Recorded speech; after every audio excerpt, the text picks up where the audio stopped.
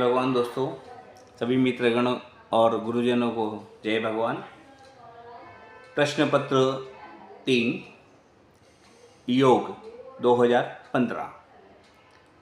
प्रश्न पहला है, योग से आप क्या समझते हैं? ज्ञान एवं कर्म योग में अंतर लिखिए। प्रश्न है, योग से आप क्या समझते हैं? ज्ञान एवं कर्म योग में अंतर लिखिए। उत्तर है, योग शब्द की उत्पत्ति संस्कृत के युज धातु से हुई है, जिसका अर्थ होता है जोड़ना या मिलाना। अर्थात हम यह कह सकते हैं कि आत्मा का परमात्मा से मिलन कराना ही योग है। आत्मा का परमात्मा से मिलन कराना ही योग है। शरीर और मन के संयोग से जो परिवर्तन होता है उसे योग कहते हैं। वास्तव में योग जीवन जीने की कला सिखाता है। योग का प्रारंभ जब से सृष्टि की उत्पत्ति हुई है तब से ही माना गया है। सृष्टि के आदि ग्रंथ वेदों में योग का वर्णन आता है। योग का वर्णन उपनिषदों और भगवद गीता जी में भी मिलता है। पहला, योग के बारे में पतंजलि योग सूत्र में परिभाषा दी गई है कि चित्त की वृत्तियों को रोकना ही योग है। चित्त की वृत्तियों को रोकना ही योग है। दूसरा, श्रीमद् भागवत गीता जी में भगवान श्री कृष्ण ने कहा है कि कर्मों में कुशलता लाना ही योग है। कर्मों में कुशलता लाना ही योग है।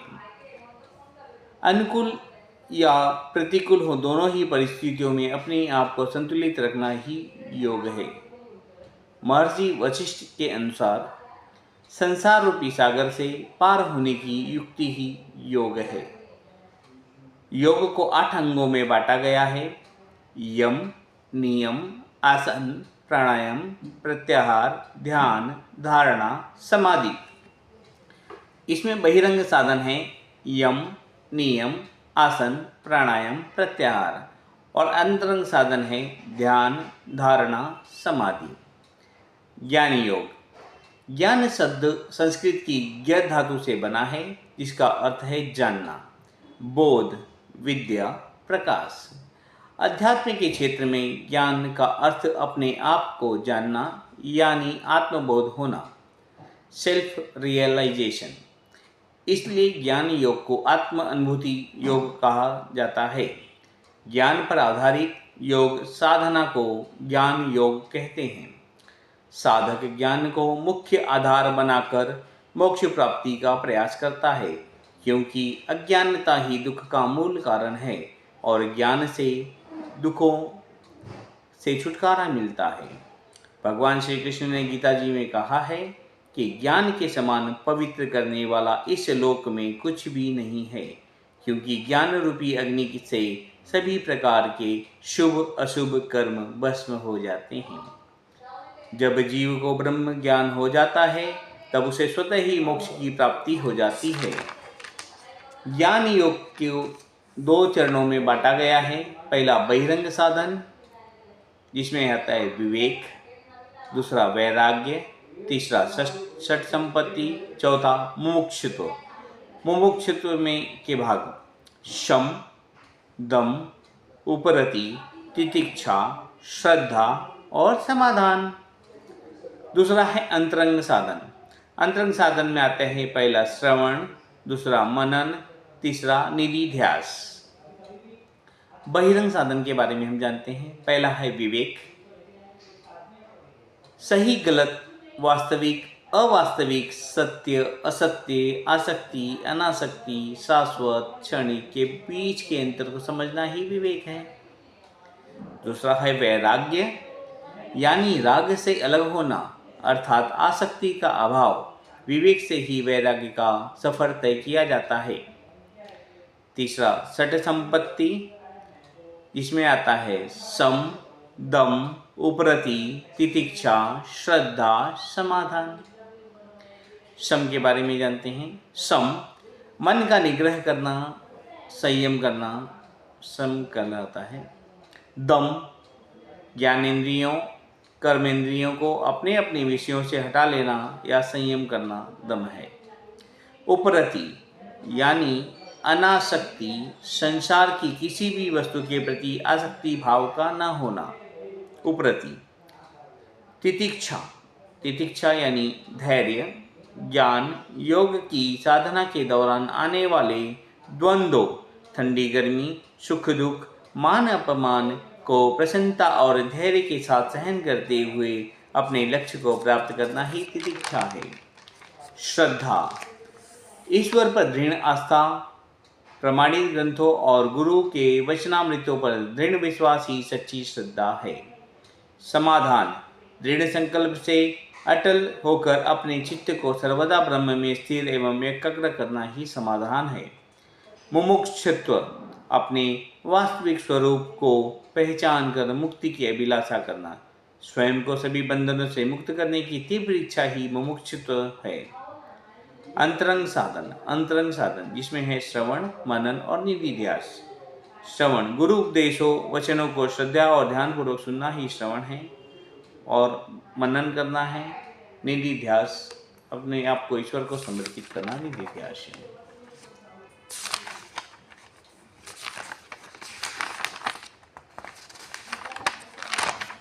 प्रश्न, बाह्य एवं आंतरिक कुंभक के अंतर। प्रश्न, बाह्य एवं आंतरिक कुंभक के अंतर। उत्तर, कुंभक प्राणायाम का एक अंग है। कुंभक यानी श्वास को रोक कर रखना। कुंभक यानी श्वास को रोक कर रखना। श्वास लेने और छोड़ने के बीच में समय में श्वास को रोक कर रखना, इसे कुंभक कहते हैं। कुंभक 3 प्रकार के होते हैं। पहला आंतरिक कुंभक, दूसरा बाह्य कुंभक, तीसरा कैवल्य कुंभक। पहला आंतरिक कुंभक, नाक से हवा अंदर की ओर खींचकर अंदर रोक कर रखना आंतरिक कुंभक कहलाता है। दूसरा बाह्य कुंभक, नाक से हवा बाहर छोड़कर बाहर की ओर रोकना बाह्य कुंभक कहलाता है। तीसरा कैवल्य कुंभक, श्वास जहाँ पर हो वहाँ पर रोक कर रखना कैवल्य कुंभक कहलाता है। कुंभक के फायदे। कुंभक के फायदे, रोग प्रतिकारक क्षमता बढ़ती है, ब्लड प्रेशर संतुलित रहता है, भूख प्यास पर नियंत्रण रहता है, नेत्र ज्योति सुनने की क्षमता बढ़ती है, नकारात्मक विचार सकारात्मक बनते हैं, भय और चिंता दूर होती है, शरीर में ऑक्सीजन लेवल बढ़ता है, याददाश्त एकाग्रता बढ़ती है। आंतरिक कुंभक करने से फेफड़े मजबूत होते हैं। प्रश्न, आसन एवं व्यायाम में अंतर समझाइए। प्रश्न, आसन एवं व्यायाम में अंतर समझाइए। वर्तमान समय में बढ़ती योग की महत्व समझाइए। उत्तर, आसन। योग आसन करना शरीर और मन के लिए अच्छा है। इससे मानसिक उद्वेग दूर होते हैं। शरीर के प्रत्येक अवयवों की कार्य क्षमता बढ़ती है। शरीर में लचीलापन आता है। योग आसन करने से जीवनी शक्ति बढ़ती है। आसन करने के बाद शरीर में स्फूर्ति ताजगी का अनुभव होता है। योग आसन बंद करने पर शरीर पर इसके कोई दुष्प्रभाव नहीं पड़ता। व्यायाम, व्यायाम करना शरीर के लिए अच्छा है। ये शरीर को बलवान और पहलवान बनाता है। व्यायाम करने से शरीर की बहुत सारी ऊर्जा नष्ट होती है। व्यायाम के बाद थकान का अनुभव होता है। व्यायाम बंद करने से शरीर ढीला और शिथिल हो जाता है।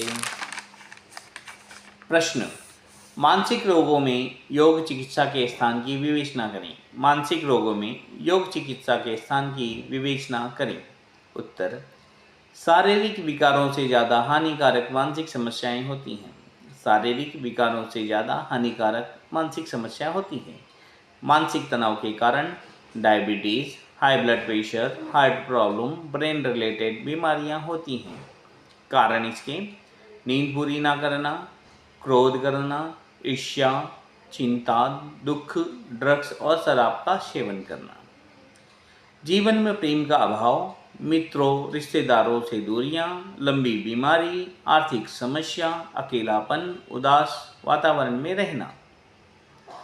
इसके लक्षण: सबसे खराब व्यवहार करना, सच झूठ के भेद को समझ ना पाना, हर निर्णय और विचार गलत होना, समाज से दूर रहना, बात बात में क्रोध करना, भयभीत होना, सिरदर्द का बार बार होना, बार बार इमोशनल होना, आलस्य आना, विभ्रम, वास्तविकता से अलग ही सुनना और समझना, पाचन की गड़बड़ी की वजह से कब्ज होना। मानसिक रोगों में अच्छे परिणामों के लिए योगासन, प्राणायाम, ध्यान, प्रार्थना, हास्य योग, प्राकृतिक उपचार, यौगिक आहार को करना चाहिए। उपचार: आनंदित वातावरण में रहना, मधुर संगीत सुनना, मनपसंद काम में बिजी रहना, मॉर्निंग वॉक कर वायु स्नान करना, सात्विक आहार, फल तरकारी खाना, 100 बार ताली बजाना, शिरोधारा, एनिमा, हास्य योग करना, अनुलोम विलोम प्राणायाम करना, भ्रमण प्राणायाम करना, ध्यान करना, ज्ञान मुद्रा, प्राण मुद्रा करना। प्रश्न: ईड़ा, पिंगला एवं सुषुम्ना नाड़ियों के विषय में विस्तार से समझाइए। ईड़ा, पिंगला एवं सुषुम्ना नाड़ियों के विषय में विस्तार से समझाइए।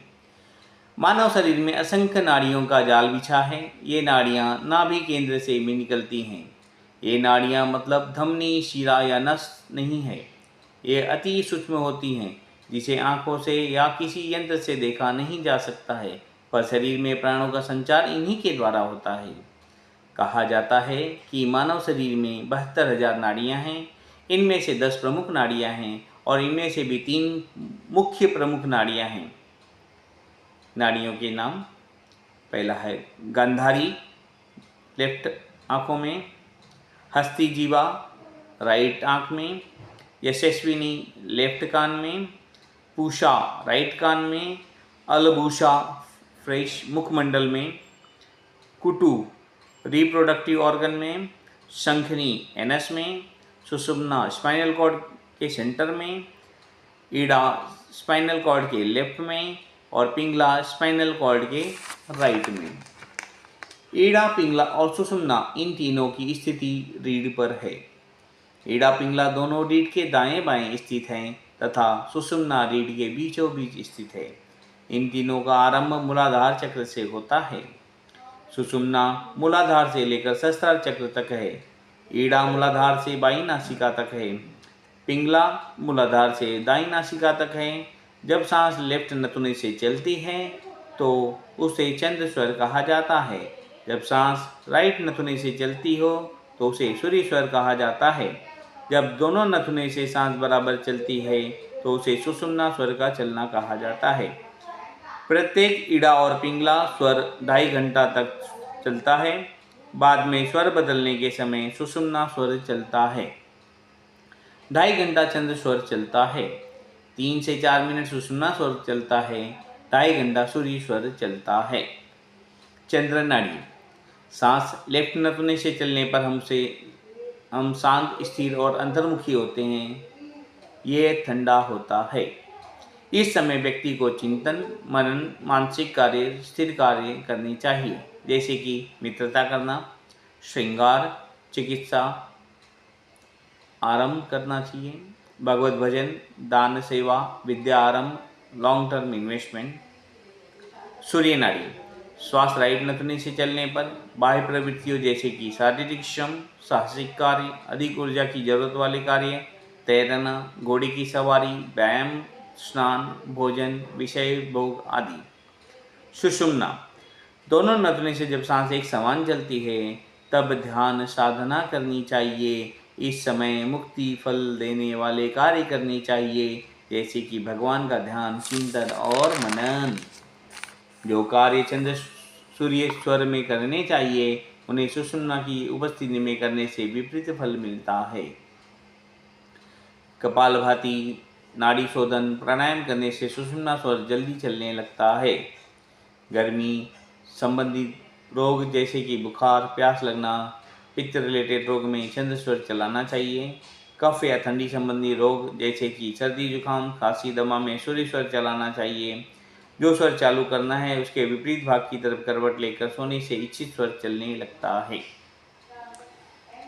ईड़ा नाड़ी, सुषुम्ना नाड़ी और पिंगला नाड़ी। ईड़ा नाड़ी लेफ्ट नथुने से चलती है। चंद्रमा ठंडा है। रात को इसे गंगा कहते हैं। रंग नीला। पैरासिम्पैथिक नर्वस सिस्टम, अवचेतन मन। सुषुम्ना नाड़ी मेरुदंड के मध्य में, कॉस्मिक लाइट है, ठंडा गर्म मध्यम है, सूर्योदय के समय। सरस्वती पीला रंग है, सेंट्रल नर्वस सिस्टम, अवचेतन मन, अचेतन मन, अचेतन मन। पिंगला नाड़ी राइट नथुना, सूरीश्वर, गर्म है।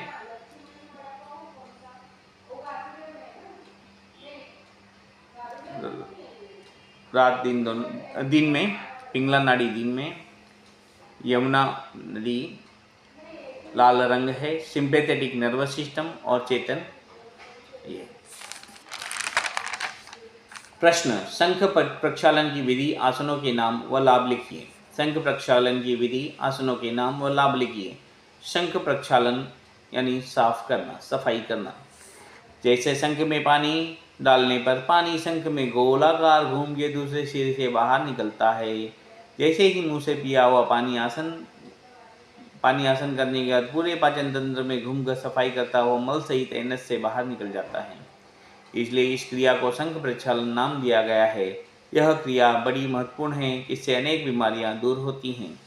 यह क्रिया करने से पहले 5 प्रकार के आसनों को समझकर अभ्यास कर लें।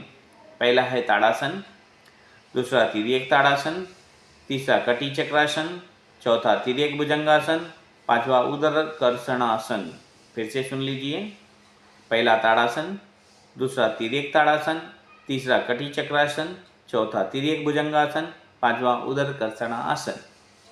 शंख प्रक्षालन की क्रिया करने से 2 दिन पहले सादा सात्विक खाना भोजन खाना है और अगले दिन देसी गाय का दूध और फल खाना है। उस दिन प्रातः शौच करने के बाद यह क्रिया करनी है। 4 से 5 लीटर पानी को गुनगुना गर्म करें। इस पानी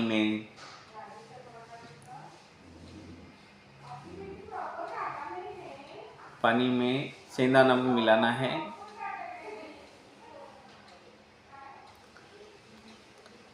कागासन में बैठकर 4 गिलास से ये गुनगुना पानी पीना है। फिर आगे बताए गए 5 आसन को 5-5 बार करना है। फिर प्रेशर आने पर शौच जाना है। फिर से यह क्रिया दोहरानी है। बार बार पानी पीकर आसन करने से शौच जाना पड़ता है। इस दौरान पेट में जमा मल बाहर निकलने लगता है। पहले कड़क मल, फिर पीला पीला, फिर पतला होकर ऐसे बाहर निकलता है। यह क्रिया तब तक करनी है जब तक जैसा पानी मुंह से पीते हैं वैसा ही साफ पानी गुदा से निकलने न लगे। इस क्रिया को करने में कम से कम 2 घंटे का समय लगता है। यह क्रिया करते समय 2 आसन करने के बाद शौच आए तो जाकर फिर तीसरे आसन से शुरू करना है। यह क्रिया कुशल चिकित्सक के निर्देशन में ही करना है। हर 3 महीने के बाद यह क्रिया कर सकते हैं। यह क्रिया करने के बाद वमन करें। फिर स्नान करना है तो गुनगुने पानी से ही करें। बाद में 2 घंटा आराम करें। याद रखें, ठंडी हवा, एसी रूम, पंखे के नीचे नहीं सोना है। 2 घंटों के बाद मूंग चावल की खिचड़ी 50 से 100 ग्राम घी डालकर खाएं। फिर रात को सात्विक भोजन करें। यह क्रिया के बाद भारी काम न करें, वजन ना उठाएं। निषेध: high BP, heart patient, appendix, kidney के दर्दी, अल्सर, टीबी के रोगी यह क्रिया ना करें। लाभ: वात पित्त कफ संबंधी रोगों में फायदा। दूसरा, पाचन तंत्र मजबूत बनता है। तीसरा, शरीर में से टॉक्सिन बाहर निकलता है।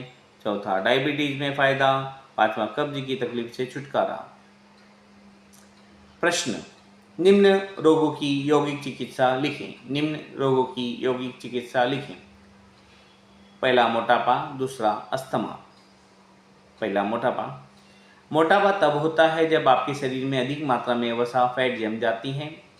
ये मोटापा अगर समय पर कंट्रोल या कम नहीं होता तो गंभीर बीमारियों को जन्म दे सकता है।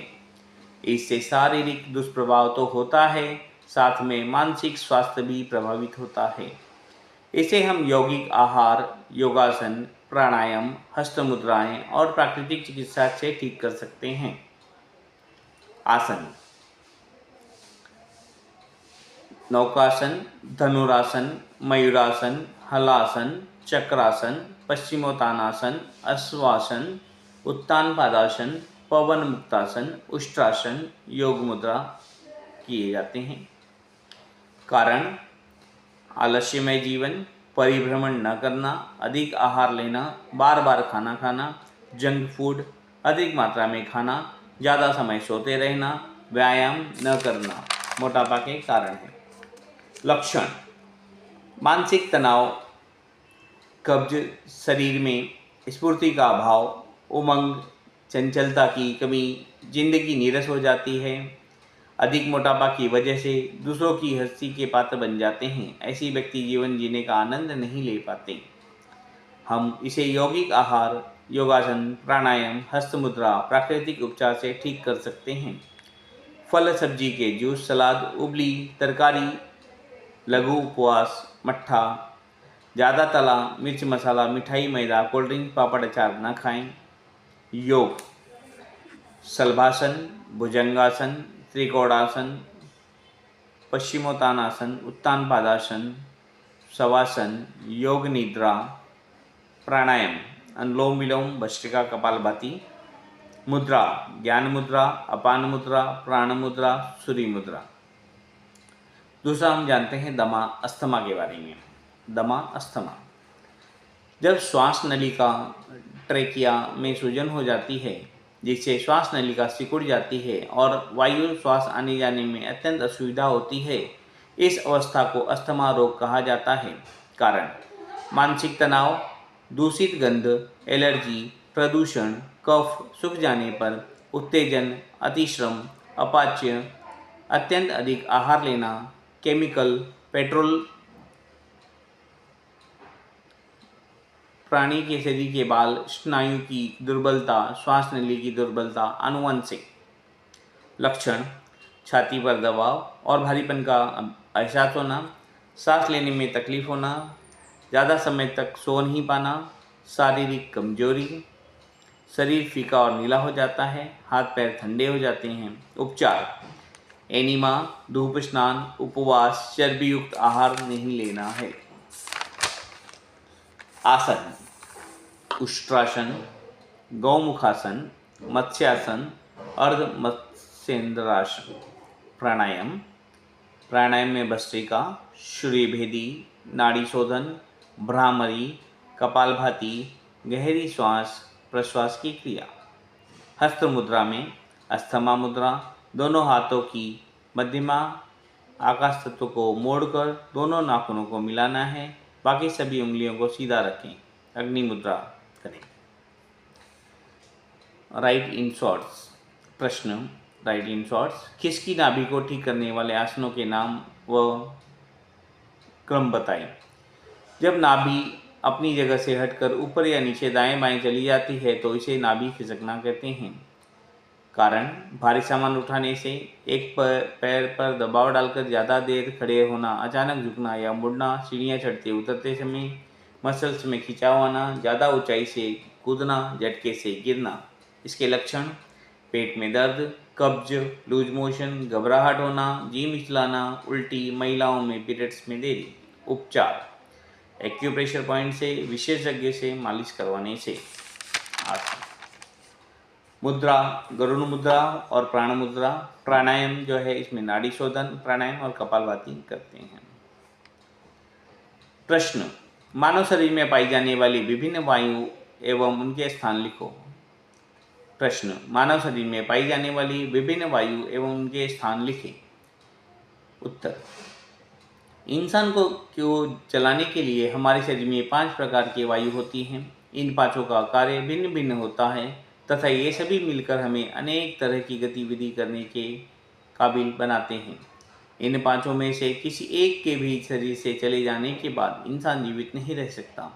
ये 5 वायु ही हमारे अस्तित्व को बरकरार रखते हैं तथा आवश्यक जीवन ऊर्जा उत्सर्जित करते हैं। पहला प्राणवायु, दूसरा अपान वायु, तीसरा समान वायु, चौथा उदान वायु, पांचवा व्यान वायु। प्राण के नाम और शरीर में स्थान।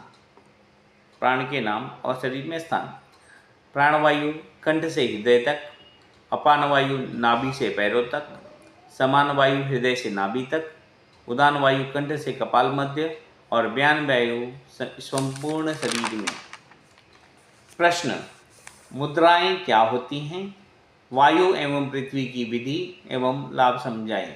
मुद्राएं क्या होती हैं? वायु एवं पृथ्वी की विधि एवं लाभ समझाइए। उत्तर, हाथ की अंगुलियों को परस्पर विभिन्न विधि द्वारा स्पर्श करना हस्त मुद्रा कहलाता है।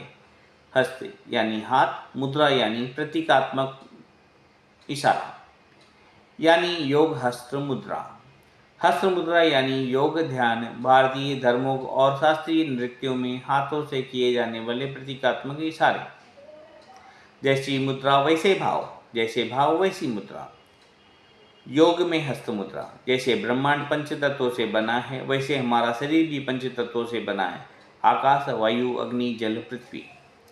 हमारी पांचों उंगलियां इन पंच तत्वों का प्रतीक हैं। जब तक इन पंच तत्वों का संतुलन बना रहता है, शरीर स्वस्थ रहता है। शरीर में किसी तत्व का बढ़ना या कम होने से शरीर में विकार होने लगता है। शरीर में रोग उत्पन्न होते हैं, तो इन रोगों का शमन करने के लिए, तत्वों को संतुलित करने के लिए इन हस्त मुद्राओं का प्रयोग किया जाता है। हाथ की अंगुलियों से बनने वाली मुद्राओं के माध्यम से हम शरीर के विभिन्न तत्वों का प्रभाव घटा बढ़ा सकते हैं, जिससे शरीर में इन तत्वों का संतुलन बनने से शरीर के दोषों का नाश होता है और गुणों का विकास होता है। तर्जनी उंगली वायु मुद्रा, वायु। मध्यमा आकाश तत्व का प्रतिनिधित्व करता है। अनामिका पृथ्वी का प्रतिनिधित्व करता है। कनिष्ठा जल का प्रतिनिधित्व करता है और अंगूठा अग्नि का प्रतिनिधित्व करता है। वायु मुद्रा तरीका, तर्जनी उंगली को मोड़कर अंगूठे की जड़ में लगाकर उसे अंगूठे को हल्का सा दबाने पर वायु मुद्रा बनती है। दूसरी सब उंगलियां सीधी रखें। समय 15 से 45 मिनट का अभ्यास करें। लाभ, 51 प्रकार के वायु संबंधी रोग में फायदा होता है। शौच क्रिया से पहले वायु मुद्रा करने से वायु निकल जाने पर पेट अच्छे से साफ होता है। Parkinson, arthritis, paralysis, sciatica, cervical spondylitis में फायदाकारक मुद्रा है। गर्दन, घुटने दर्द, सिर दर्द, पेट दर्द, वायु शूल में लाभदायक है। पोलियो में भी इस मुद्रा को रोजाना अभ्यास से 5% फायदा होता है। वायु मुद्रा के प्रयोग से जब दर्द ठीक हो जाए तब ये मुद्रा का प्रयोग बंद कर दें। वायु मुद्रा एक ही ऐसी मुद्रा है जो भोजन के बाद तुरंत कर सकते हैं। दूसरा है पृथ्वी मुद्रा। पृथ्वी मुद्रा, इसका तरीका, अनामिका उंगली के और अंगूठे के अग्रभाग को एक दूसरे से मिलाकर पृथ्वी मुद्रा बनती है। शेष अंगुलियों को सीधा रखें। समय 10 मिनट से अधिक समय तक 50 मिनट तक रख सकते हैं। लाभ, शरीर बलवान पुष्टिवान बनता है। कांति तेजस्विता आती है। प्रसन्नता, उदारता और विचारशीलता बढ़ती है। सात्विक गुणों का विकास होता है। भोजन का उचित पाचन होता है। जीवन शक्ति बढ़ती है। आध्यात्मिक शक्ति बढ़ती है। इस मुद्रा का अभ्यास आवश्यकता से अधिक ना करें। प्रश्न, रिक्त स्थानों की पूर्ति करें। सूर्य नमस्कार में डैश आसन होते हैं? 12। दूसरा, अस्तेय अष्टांग योग के यम का डैश अंग है? तीसरा। अस्तेय गांधी जी के एकादश नियम का अंग है?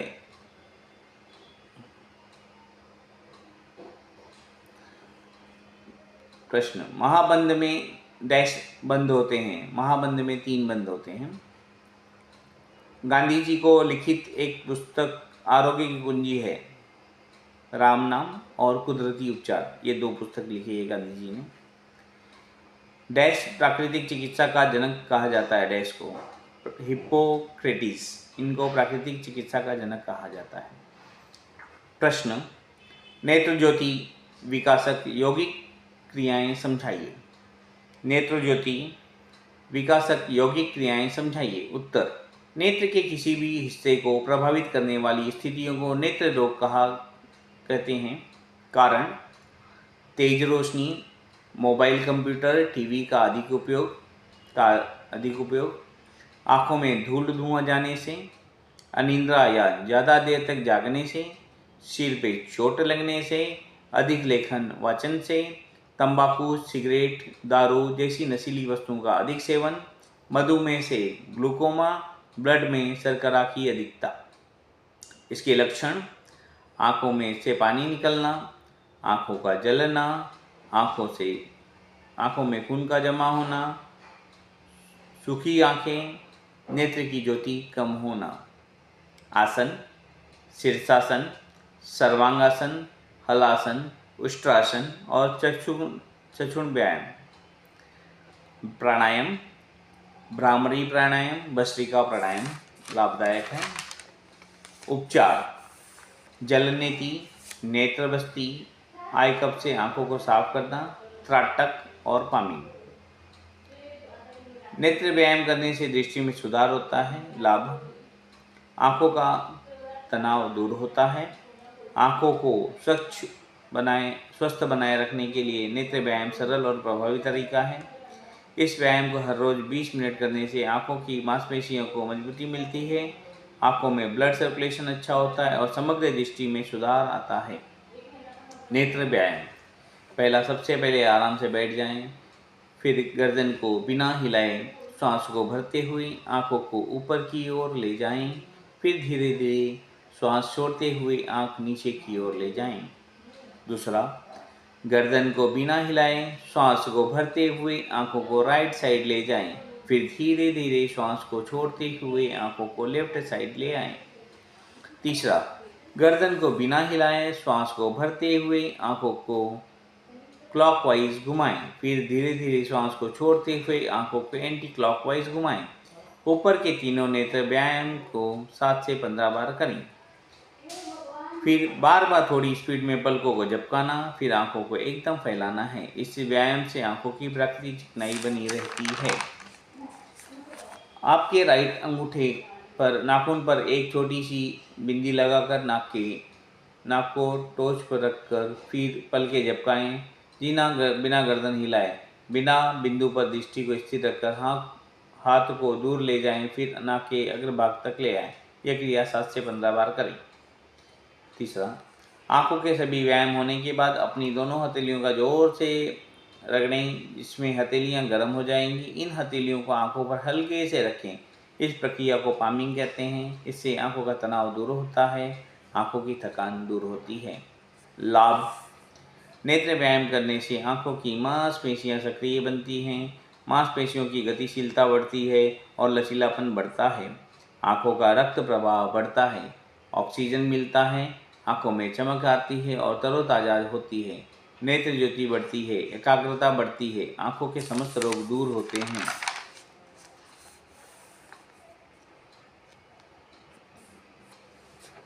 जय भगवान। सभी मित्रों को और गुरुजनों को जय भगवान। प्रश्न पत्र 3, योग, वर्ष 2016 योग पेपर। प्रश्न: योग को परिभाषित कीजिए। योग को परिभाषित कीजिए। उत्तर: योग का आरंभ जब से सृष्टि की उत्पत्ति हुई तब से माना गया है। योग का वर्णन वेदों, उपनिषदों और गीता में मिलता है। योग हिंदू धर्म के 6 दर्शनों में से एक है। योग शब्द की उत्पत्ति संस्कृत के युज धातु से मिल हुई है, जिसका अर्थ है जोड़ना या मिलाना, अर्थात आत्मा का परमात्मा से मिलन ही योग है। शरीर और मन के संयोग से जो परिवर्तन होता है वह योग है। महर्षि पतंजलि ने योग सूत्र में परिभाषा दी है कि चित्त की वृत्ति का निग्रह ही निरोध है, योग है। महर्षि पतंजलि ने योग सूत्र में परिभाषा दी है कि चित्त की वृत्ति का निग्रह करना ही योग है। श्रीमद् गीता जी में भगवान श्री कृष्ण ने कहा कि कर्मों में कुशलता लाना ही योग है। दूसरा, अनुकूल या प्रतिकूल परिस्थितियों में अपने आप पर संयम या संतुलित रहना ही योग है। तीसरा, महर्षि वशिष्ठ जी के अनुसार संसार रूपी सागर से पार होने की युक्ति ही योग है। चौथा, महर्षि अरविंद जी के अनुसार अपने आप से जुड़ना ही योग है। पांचवा, वेद व्यास जी के अनुसार योग ही समाधि है। छठा, आगम के अनुसार शिव शक्ति का मिलन ही योग है। योग सिर्फ आसन प्राणायाम नहीं है, ये योग वास्तव में जीवन जीने की कला सिखाता है। प्रश्न, प्राकृतिक चिकित्सा में योग का महत्व। प्राकृतिक चिकित्सा में योग का महत्व। उत्तर, योग एवं प्राकृतिक चिकित्सा दोनों का उद्भव लगभग साथ ही हुआ है। योग प्राकृतिक चिकित्सा एक ही सिक्के के दो पहलू हैं। योग प्राकृतिक चिकित्सा शारीरिक, मानसिक एवं आध्यात्मिक तीनों के विकास एवं संतुलन के लिए उपयोगी है। योग एवं प्राकृतिक चिकित्सा दोनों जीवन जीने की कला एवं विज्ञान है। योग शरीर से भी परे का विज्ञान है, पर ये तभी संभव है जब व्यक्ति प्रकृति के नियमों का पालन करेगा। प्राकृतिक चिकित्सा के आधारभूत पंच तत्वों के बिना योग साधना निष्फल हो जाती है। पांचों तत्वों का शरीर में संतुलन होना आवश्यक है, तब ही योग मार्ग के उच्चतम शिखर को प्राप्त किया जा सकता है। प्राकृतिक चिकित्सा की विभिन्न विधियों, उपवास, एनिमा, कटी स्नान आदि के द्वारा शरीर शोधन करने के साथ साथ रोग मुक्ति के लिए आसन, प्राणायाम, मुद्रा और बंध आदि का विशेष महत्व है, क्योंकि विभिन्न योगिक क्रियाओं के द्वारा इम्यूनिटी को बढ़ाया जाता है, जिससे शरीर में ऊर्जा का प्रवाह बढ़ता जाता है, फिर शरीर पूर्ण रूप से स्वस्थ हो जाता है। योग एवं प्राकृतिक चिकित्सा के परस्पर सहयोग से ही व्यक्ति शरीर एवं मन पर पूर्ण नियंत्रण करके अपने निर्धारित लक्ष्य तक पहुंच सकता है। एग्जाम्पल, जैसे कब्ज होने पर प्राकृतिक चिकित्सा में पेट पर ठंडे पानी, मिट्टी पट्टी, लपेट, गर्म पानी स्नान के साथ साथ यौगिक चिकित्सा में आश्वासन, चक्रासन, पवन मुक्तासन जैसे आसन, भस्त्रिका, कपालभाति, प्राणायाम, वायु मुद्रा, अपान मुद्रा, सूर्य मुद्रा करने से कब्ज से जल्दी छुटकारा मिलता है। इस तरह प्राकृतिक चिकित्सा में यौगिक क्रिया साथ साथ करने से रोगों से जल्दी छुटकारा मिलता है। प्रश्न, षट कर्म का वर्णन करें, इनके महत्व एवं समस्त लाभ लिखें। षट कर्म का वर्णन करें, इनके महत्व एवं समस्त लाभ लिखें। उत्तर, षट कर्म, षट यानी छह, कर्म यानी क्रिया। यहाँ पर षट कर्म का अर्थ है ऐसे छह विशेष कर्मों से है जिनके द्वारा आंतरिक शरीर की शुद्धि होती है। षट कर्म हठ योग साधना का ही अति विशिष्ट अंग है। षट कर्मों केवल शारीरिक ही नहीं बल्कि मानसिक शुद्धि भी होती है, जिससे हम आध्यात्मिक मार्ग पर आसानी से आगे बढ़ सकते हैं। यह षट क्रियाएँ इस प्रकार हैं। पहला धौती, दूसरा बस्ती, तीसरा नेति, चौथा नौली, पांचवा त्राटक, छठा कपालभाति। पहला धौती, पाचन तंत्र की सफाई होती है। दूसरा बस्ती, बड़े आंत की सफाई होती है। तीसरा नेति, नाक की सफाई होती है। चौथा नौली, पेट की मालिश। पांचवा त्राटक, आंखों की सफाई, आंखों के रोगों में फायदा, एकाग्रता बढ़ती है। छठा कपालभाति, मस्तिष्क स्वच्छ होता है। षट कर्म के महत्व। षट कर्म का महत्व। कोई भी योग साधना करने से पहले षट क्रिया करने का महत्व इसलिए है क्योंकि इस क्रिया के बाद शारीरिक और मानसिक शुद्धि होने से साधक को आसान आसनों में दृढ़ता आती है, मुद्राओं में स्थिरता आती है, प्राणायाम अनायास ही सिद्ध होता है, जिससे हमारे शरीर की ऊर्जा बढ़ती है, इम्यूनिटी स्ट्रांग होती है। षट कर्म के लाभ। षट कर्म के लाभ।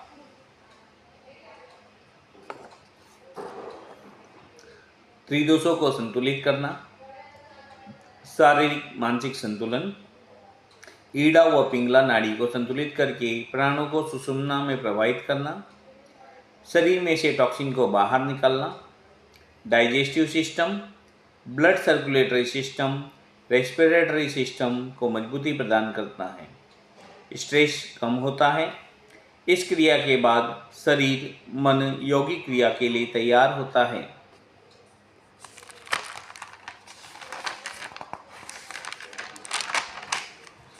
प्रश्न, प्राणायाम क्या है?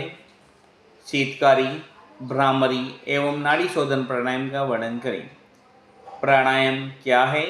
शीतकारी, भ्रामरी एवं नाड़ी शोधन प्राणायाम का वर्णन करें। उत्तर: अष्टांग योग में प्राणायाम चौथा अंग है। हठ योग में प्राणायाम पांचवा अंग है। प्राणायाम यानी प्राण धन आयाम।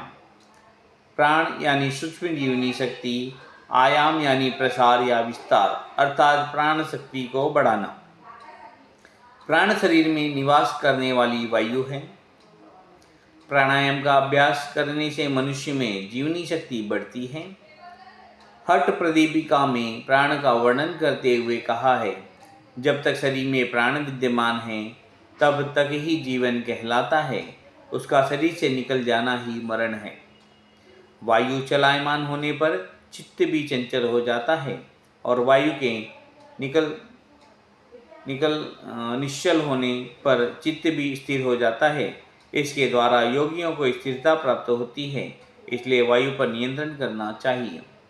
महर्षि पतंजलि के योग सूत्र के साधन बाद में कहा गया है कि आसन की सिद्धि के बाद श्वास प्रश्वास की गति को रोकना प्राणायाम है। प्राणायाम के लिए 3 क्रियाएं करनी होती है। पहला रेचक, दूसरा पूरक, तीसरा कुंभक। रेचक यानी श्वास को बाहर निकालना, पूरक यानी श्वास को अंदर लेना, कुंभक यानी श्वास को रोकना। कुंभक को 3 प्रकार से किया जाता है। श्वास को अंदर रोकना आंतरिक कुंभक, श्वास को बाहर रोकना बाह्य कुंभक, और श्वास जहाँ हो वहाँ रोकना उसे कैवल्य कुंभक कहा जाता है। शीतकारी प्राणायाम। शीतकारी प्राणायाम के बारे में जानते हैं। पद्मासन या सुखासन में बैठें, रीढ़ को सीधा रखें, शरीर को ढीला छोड़ें, ऊपर और नीचे के दांतों को सटाकर रखें, होठों को खोल दें, फिर सीसी की आवाज़ करते हुए वायु को अंदर की ओर खींचे, पूरक करें। फिर होठों को बंद कर श्वास को रोकें, फिर धीरे धीरे दोनों नासिकाओं से श्वास को बाहर निकालें, यानी रेचक क्रिया करें। प्रारंभ में ये प्राणायाम 5 से 7 बार करें, फिर धीरे धीरे क्षमतानुसार बढ़ाते जाएं। लाभ: शरीर की गर्मी शांत होती है, बार बार प्यास का प्रॉब्लम सॉल्व होता है, high blood pressure, heart problem, पित्त के रोगों में लाभकारी है, मानसिक तनाव, अनिद्रा, चर्म रोग, दंत रोग में लाभ होता है, लंग्स की कार्य क्षमता बढ़ती है।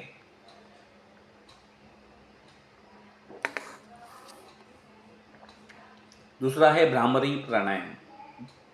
भ्रामरी प्राणायाम। पद्मासन या सुखासन में बैठें, रीढ़ को सीधा रखें, शरीर को ढीला छोड़ें, आंखें बंद रखें, दोनों हाथों की तर्जनी उंगली में से दोनों कानों को बंद करें, कोहनियों को कंधों के समांतर रखें, नासिका से श्वास अंदर की ओर खींचें, पूरक करें। फिर कुंभक करके कंठ व नासिका से भंवरे की गुंजन की तरह सुरीली आवाज़ निकालें। प्रारंभ में 5 से 7 बार करें, फिर क्षमता के अनुसार अभ्यास बढ़ाएं। लाभ: भ्रामरी प्राणायाम के लाभ: स्वर पेटी पर प्रभाव पड़ता है, गले संबंधी रोगों में फायदा होता है, कान के रोगों में फायदा होता है, स्ट्रेस, मानसिक रोग, हाई ब्लड प्रेशर, अनिद्रा में लाभकारी है, मन की एकाग्रता बढ़ती है। तीसरा है नाड़ी शोधन प्राणायाम। नाड़ी शोधन प्राणायाम, इसके बारे में जानते हैं। पद्मासन या सुखासन में बैठें, रीढ़ को सीधा रखें, शरीर को ढीला छोड़ें, तर्जनी मध्यमा को मोड़ें, अंगूठे और अनेमिका कनिष्ठिका को सीधा रखें, पहले नासिका को अंगूठे से बंद करें, फिर लेफ्ट नासिका से धीरे धीरे श्वास भरें, पूरक करें। फिर लेफ्ट नासिका को कनिष्ठा और अनेमिका से बंद करके राइट नासिका से श्वास को बाहर निकालें, रेचक करें। इसी प्रकार राइट नासिका से पूरक करके लेफ्ट नासिका से रेचक करें। ऐसे एक आवर्तन पूरा होता है। शुरू में 5-7 बार करके फिर धीरे धीरे क्षमतानुसार बढ़ाएं। लाभ: शरीर की समस्त नाड़ियाँ शुद्ध होती हैं, श्वास प्रश्वास की क्षमता बढ़ती है, पेट दर्द, वात रोग, चर्म रोग, स्नायु रोग दूर होते हैं, endocrine nervous system, respiratory system मजबूत होती हैं। मानसिक तनाव, स्ट्रेस में लाभ होता है। एकाग्रता बढ़ती है। प्रश्न, चक्र क्या है? प्रत्येक चक्र का स्थान, आकृति एवं रंग के संदर्भ में वर्णित करें। चक्र क्या है? प्रत्येक चक्र का स्थान, आकृति एवं रंग के संदर्भ में वर्णित करें। चक्र क्या है? अध्यात्म और योग साधना आदि में चक्र शब्द का अर्थ बहुत ही गहरा है। विभिन्न ग्रंथों, विद्वानों, आचार्यों एवं वैज्ञानिकों ने चक्रों की संख्या और नाम अलग अलग बताए हैं। वर्तमान समय में डॉक्टर एवं चिकित्सक वैज्ञानिकों ने चक्रों को अंतर्स्रावी ग्रंथियों के रूप में स्वीकार किया है। शिव संहिता में भगवान शंकर ने चक्रों की संख्या 7 बताई है। ये चक्रों को हम स्थूल आंखों से या किसी यंत्रों से नहीं देख सकते हैं। ये चक्र रीढ़ की हड्डी के आधार से लेकर सिर के मुकुट तक होते हैं। रीढ़ की हड्डी के सेंटर में सुषुम्ना नाड़ी होती है। उसके लेफ्ट साइड ईड़ा नाड़ी होती है और राइट साइड पिंगला नाड़ी होती है। ये तीनों नाड़ी के मिलन स्थान पर ये चक्र विराजमान है। ये चक्र ऊर्जा के केंद्र होते हैं। यह शरीर के साथ आत्मा की ऊर्जा को नियंत्रण करते हैं। ये चक्र के संतुलित रहने से शारीरिक, मानसिक और आध्यात्मिक स्वास्थ्य संतुलित रहता है।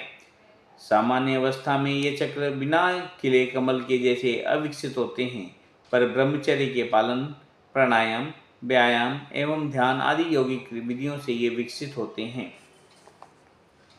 चक्र के नाम, चक्र के स्थान, चक्र के रंग, बीज मंत्र, ग्लैंड और उनकी पंखुड़ियाँ। मूलाधार चक्र मलद्वार, मूत्रद्वार के बीच में होता है। लाल रंग होता है। मंत्र है लम। ग्लैंड है एडेनल, इसकी 4 पंखुड़ियाँ होती हैं। स्वादिष्टान चक्र मूलाधार से 4 उंगली ऊपर, केसरी रंग होता है। मंत्र है वम। गोनाल्ड ग्लैंड होता है, 6 पंखुड़ियाँ होती हैं इसकी। मणिपुर चक्र नाभि पर, पीला रंग होता है। मंत्र है रम। पैनक्रियाज ग्लैंड है इसकी, 10 पंखुड़ियाँ होती हैं। चौथा है अनाहत चक्र, हृदय पर होता है, हरा रंग है। इसका बीज मंत्र है यम। ग्लैंड है थाइमस ग्लैंड और इसकी 12 पंखुड़ियाँ होती हैं। पांचवा है विशुद्धि चक्र, गले में होता है, हल्का नीला होता है, रंग हल्का नीला और बीज मंत्र है हम। इसकी ग्लैंड है थायराइड ग्लैंड, इसमें 16 पंखुड़ियाँ होती हैं। छठा है आज्ञा चक्र, 2 भुकुटी के मध्य में, बीच में, रंग है गहरा नीला और बीज मंत्र है ओम।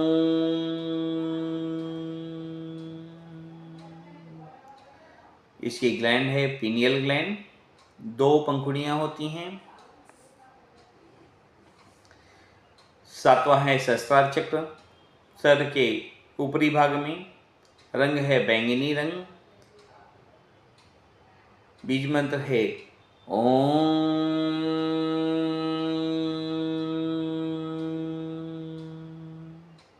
ग्लैंड है पिट्यूटरी ग्लैंड और 1000 पंखुड़ियाँ होती हैं इसकी।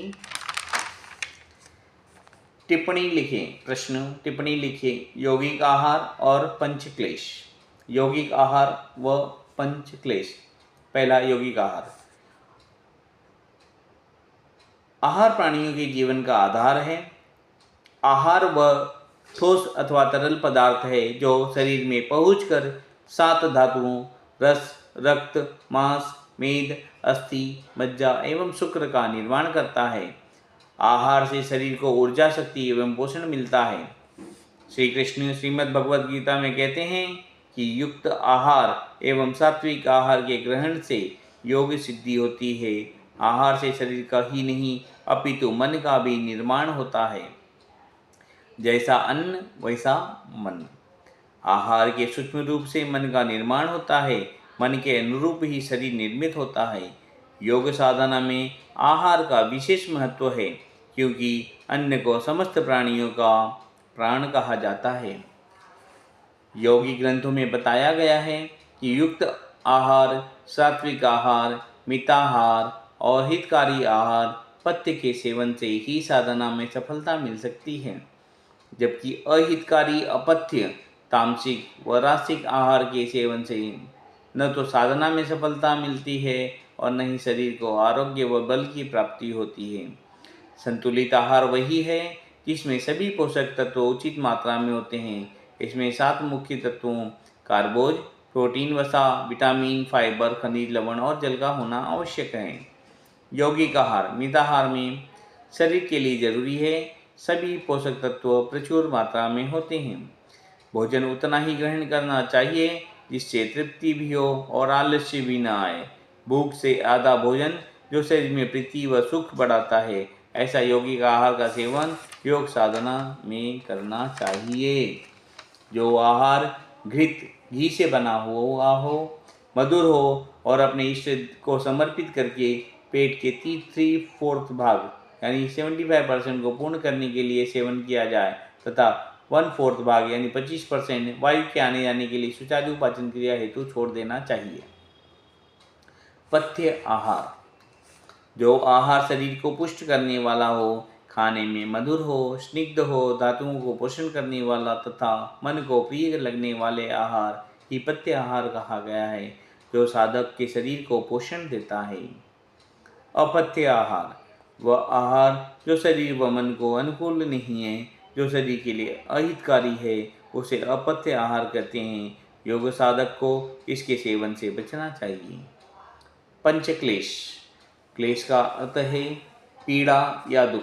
पंचक्लेश क्लेश का अर्थ है पीड़ा या दुख। महर्षि पतंजलि ने योग सूत्र के साधन पाद में पंच क्लेशों की संख्या 5 बताते हुए क्लेश के स्वरूप को विस्तार से समझाया है। पंचक्लेश होती है पहला अविद्या, दूसरा अस्मिता, तीसरा राग, चौथा द्वेष, पांचवा अभिनिवेश। इन 5 क्लेशों की वजह से व्यक्ति के जीवन में दुख आते हैं। जो साधक मोक्ष की प्राप्ति करना चाहता है, उन्हें ये क्लेशों से मुक्त होना अति आवश्यक है। महर्षि पतंजलि ने अविद्या को सभी क्लेशों की जननी बताया है। पहला अविद्या, किसी वस्तु या पदार्थ को अपने वास्तविक स्वरूप से विपरीत समझना, जैसे दिन को रात समझना, सच को झूठ समझना, रस्सी को सांप समझना आदि अविद्या है। अस्मिता, अहंकार, बुद्धि और आत्मा को एक मान लेना, मैं और मेरा की अनुभूति का ही नाम अस्मिता है। राग यानी वैराग्य का अभाव होना, सुख भोग को भोगने के बाद बार बार उस सुख को भोग आनंद की प्राप्ति करने की इच्छा का होना ही राग क्लेश है। द्वेष, किसी कष्ट अथवा तकलीफ को भोगने के बाद उस दुख व उसके कारण के प्रति उत्पन्न होने वाले आक्रोश को ही द्वेष कहते हैं। अभिनिवेश यानी मृत्यु का भय से क्लेश की उत्पत्ति का मूल कारण द्वेष नामक क्लेश है। मृत्यु का भय केवल योग की उच्च अवस्था को प्राप्त कर योग साधक को नहीं होता, बाकी सभी को मृत्यु का भय होता है। सभी क्लेशों की उत्पत्ति का मूल कारण स्वयं प्रकृति ही है। क्रिया योग के अभ्यास से साधक इन क्लेशों को प्रभावहीन कर देता है। फिर यह निर्बल क्लेश प्रकृति में लीन हो जाते हैं। जैसे घड़े की उत्पत्ति मिट्टी से होती है, टूटने पर वही घड़ा मिट्टी में मिलकर मिट्टी स्वरूप हो जाता है। प्रश्न, निम्न की क्रिया पद्धति लिखें। पहला है सर्वांगासन, दूसरा है उष्ट्रासन।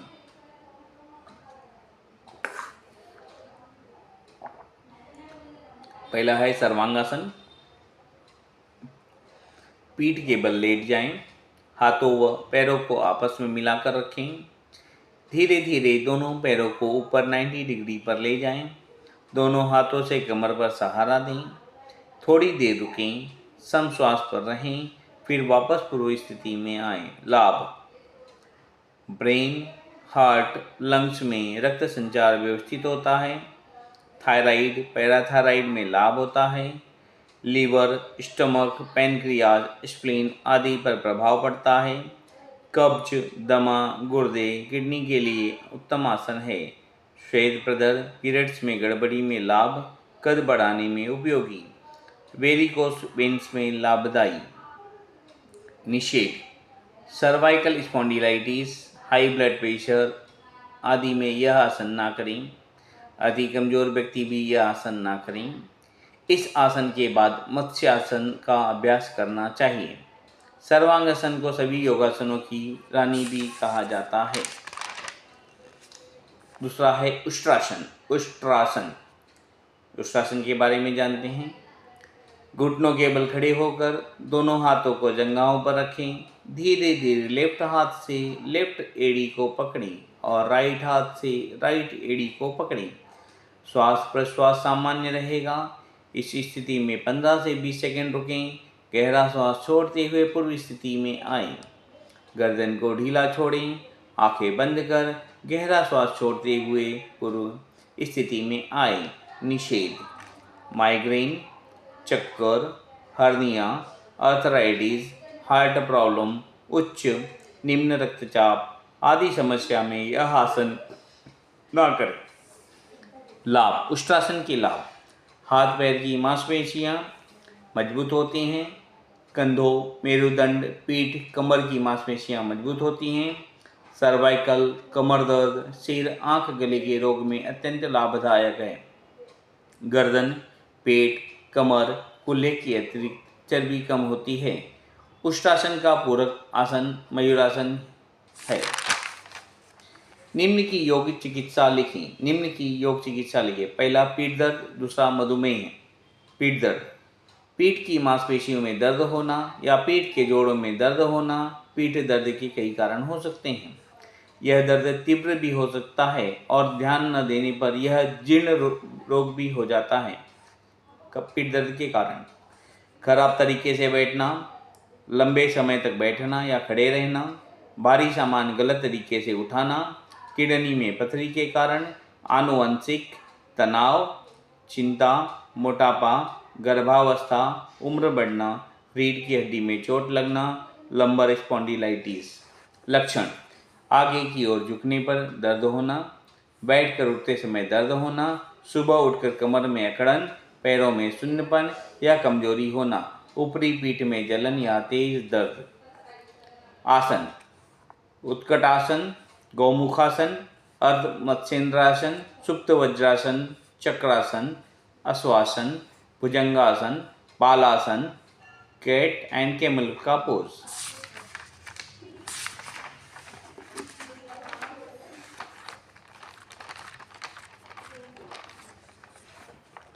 धन्यवाद। जय भगवान।